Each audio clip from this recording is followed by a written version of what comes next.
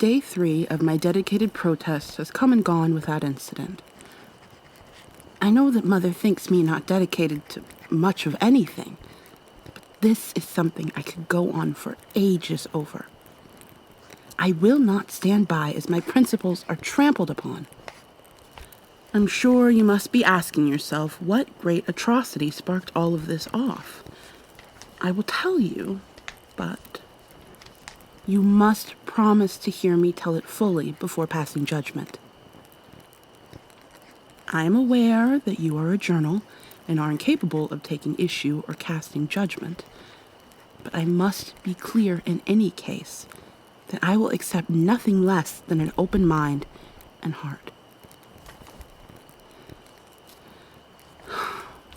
It all began 5 days ago, the Tuesday after the Sea Grove Masquerade Ball. 2 nights after I met the most beautiful and mystifying creature to ever walk on 2 legs, my Josephine. Well, not exactly mine. That is where a good portion of this upset finds its start. Mother called me into the den to give me a letter. I hardly ever receive letters, and so believe me when I say I was completely taken aback. I knew instantly the letter had to be from Josephine. The lettering was so stunning, I nearly broke down in sobs of exultation. The problems began at my mother seeing this level of joy. Not to say that I am a somber person by any means, but when it comes to Josephine, I forget myself. I never thought the lecture concerning the appropriate levels and ways in which to express emotion would end. It was all I could do not to leap across the room like a panther, snatch the letter from Mother's hands, and take it off out the window for the safety and serenity of my tree. It was as if Josephine herself called out to me from the page. Thankfully, Father took note of my quickly waning reception of Mother's unwelcome code of conduct lesson and saw fit to intervene. It took the last bit of restraint I had left to carry myself up the stairs to my bedroom, clutching the letter to my heart every step of the way. My joys were short-lived, for upon closer inspection, I realized this was not a declaration of love, but rather a notice of intent. Josephine is to be engaged to Andrew Wilson, the older brother of my dear friend Matthew. I nearly let out a scream unlike any I'd ever heard upon reading those words. My Josephine is to be sold off to a man she's never even met. She does not know the Wilson family, and she certainly does not know Andrew any better than she would know any other man from around our sad little town. She is too much for him. Too intelligent, dedicated, and fiery for a Wilson boy to ever hope to tame. More than that, she knows it as well. She knows herself to be like me, a wild soul that needs to remain unbridled in order to survive. Oh, how Josephine must be wishing she had never set foot on this side of the Charles River. In all her letters she had written prior to this disaster, Josephine spoke of her desire to travel the world, to see the sands of every coast, the waters of every sea lapping at her feet. But now she aligns herself with Andrew Wilson, a man who never dreamed a night in his life, a man just as content to stay locked away in this town, marrying not for love, but for the easier life of a live-in maid, cook, and companion. How it sickens me to even write those words.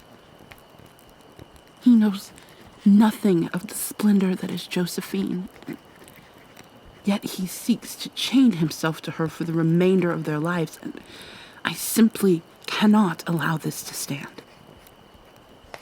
Is it not long past time we leave behind such archaic traditions and instead marry for love and by choice?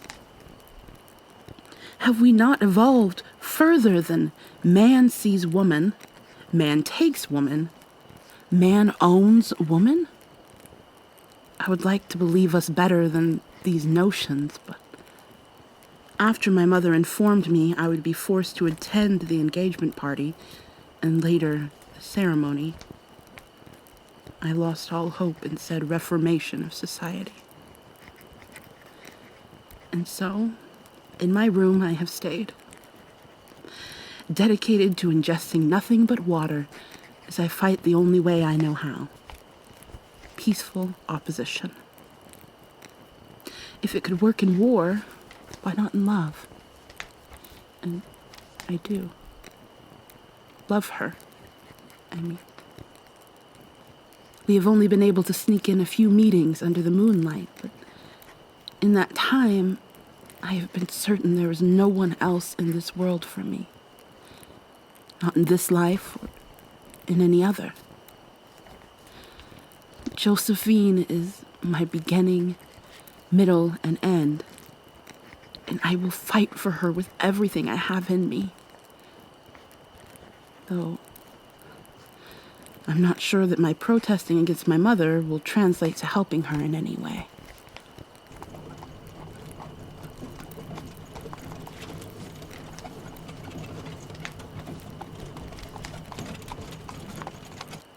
Perhaps I need a two-pronged approach after all. Surely there must be a way I can maintain my course here with Mother and rescue Josephine from a decision that will alter the course of her existence.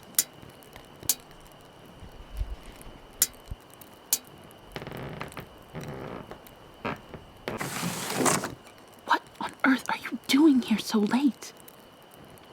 Shouldn't you be resting for your party tomorrow? I'm not sure I can sneak out. I've been locked in my room in protest for 3 days, and we cannot continue to converse this way. How do you feel about climbing trees?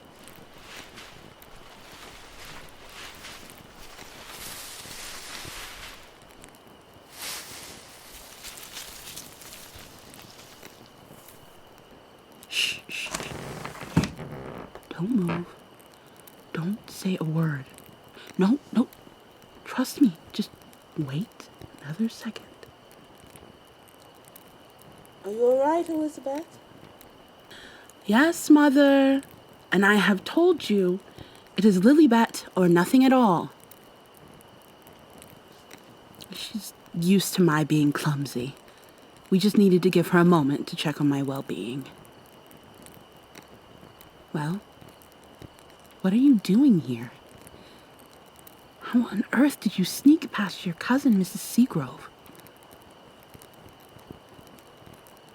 So she believes you to be out for a walk in their gardens, yet here you stand. I must say, I knew you were daring, but I had no idea it was to this.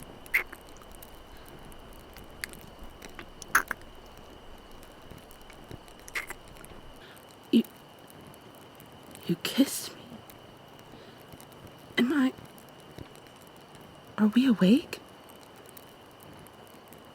No. Please don't cry. You mustn't be upset with me for not knowing how to take such a glorious moment. Of course. I have longed to kiss you with every fiber of my being from the first moment we sat in that packed living room.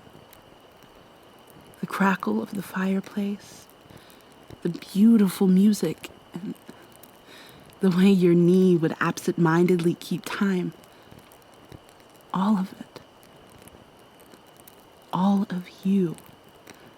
I have longed for you in ways I never knew were possible. I'm sorry if I'm not my usual talkative self. Only, I have not eaten in 3 days, and I can't quite convince myself I'm not fabricating this entire interaction. It's far too perfect to be real.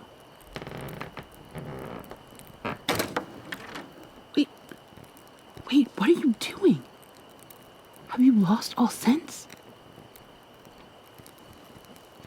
You can't climb into my bedroom window and then walk down into our kitchen. I understand that eating is important to my health and the maintaining of my sharp wit, which you seem to enjoy. But we mustn't be caught by my mother. What would she say?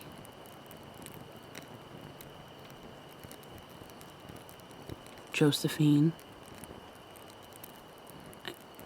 I don't mean to be firm, but I really must insist.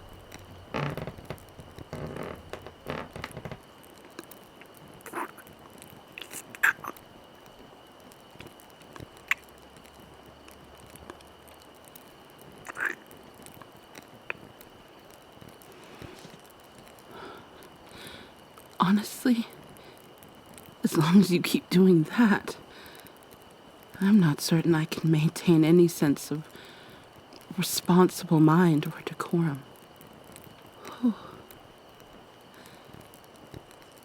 How about this? You stay tucked away here in my room, and I will go down to the kitchen to find us something to eat. Mother will be relieved to see me out of my room and believe my protest over, when truly all that matters to me is having you by my side, if only for tonight.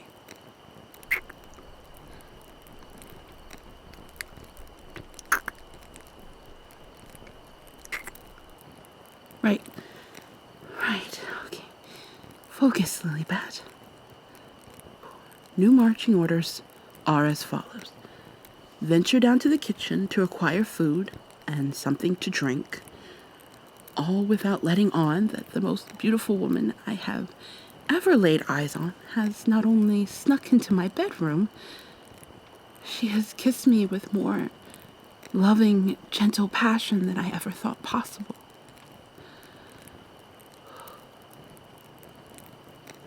I'm in so much trouble, aren't I?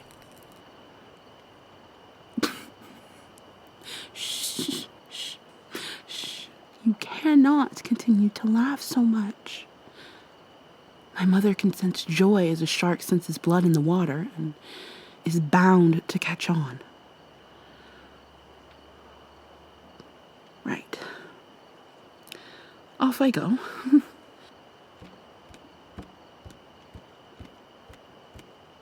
Good evening to you as well, Father.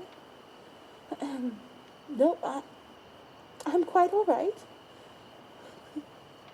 Yes. Good night.